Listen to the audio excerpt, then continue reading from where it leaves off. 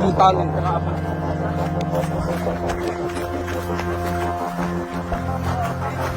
Diba?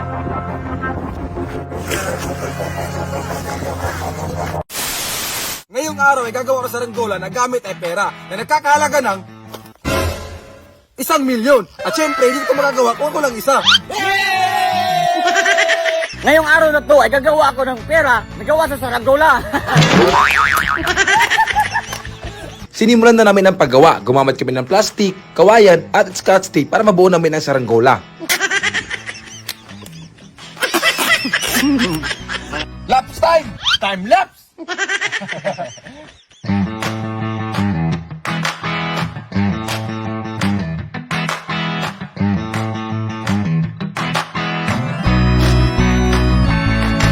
So yun mga katapa, nakabuo na kami ng katawan ng saranggola. Ayan o. Tinala namin dito. Ayan, hindi kita namin yung pagtali dito. Oh no!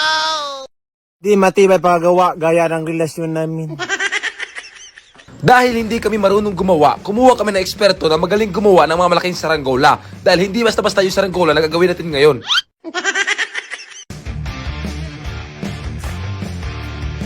Sinimulan na ni Kuya ang paggawa sa ating dambuhalang saranggola na gawa sa pera. Una, gumawa siya ng matibay na kawayan para magkaroon ng lakas sa ating saranggola. At sinukat ito para magkaroon ng balanse. Ginupit niya ang plastic kung saan natin ididikit ang pera. At sinukat ito para pagkasya ng 1,000,000. Ngayon, sisimulan na namin ang pagdikit ng pera sa saranggola.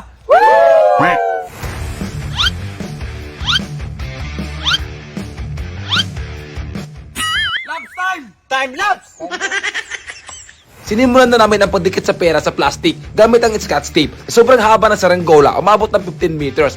Sobrang lakas ng hangin, ako yung natakot, baka maputol yung lubid, baka mapunta niya sa iba.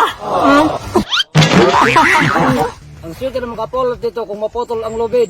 Okay lang maputol yung lubid at masabit sa puno, wag lang mapunta sa dagat kasi sayang pag nabasa yung pera.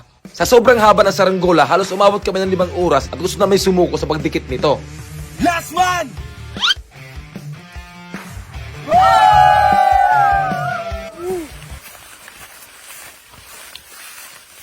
Ngayon na ako makakita mga katapang ng saranggola na 1,000,000. Ibang saranggola to ngayon na papali pa rin natin. Wag lang sana maputol yung lubid talaga. Kasi sayang yung 1,000,000 natin.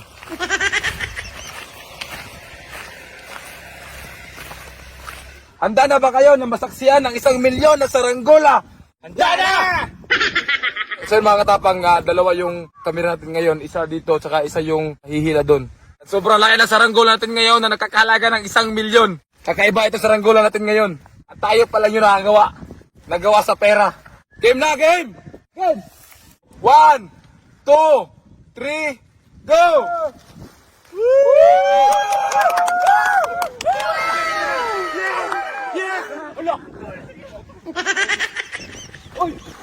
Dahan lang. Eh, okay lang. Dahan lang. Naputol yung ano eh. Naputol. Dahan lang. Yan, epic fail. Lipad na sana eh. Sayang. At least, di ba naputol, nasa mababa pa. Di mataas, di ba? Kasi delikado pag nasa taas na, tapos maputol, baka malayo maano eh, mapadpad eh. Kasi masakit kasi to. Ganyan siya kanipis oh. Masakit sa kamay. Game!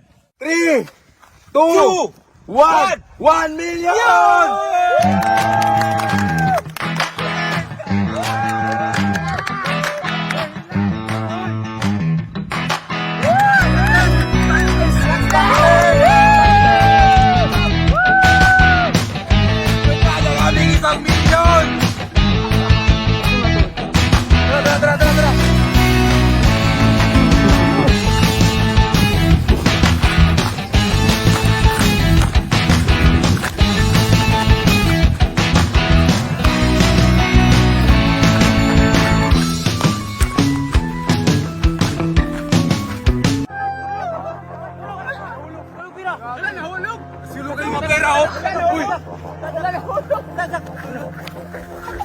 Naputol yung tali.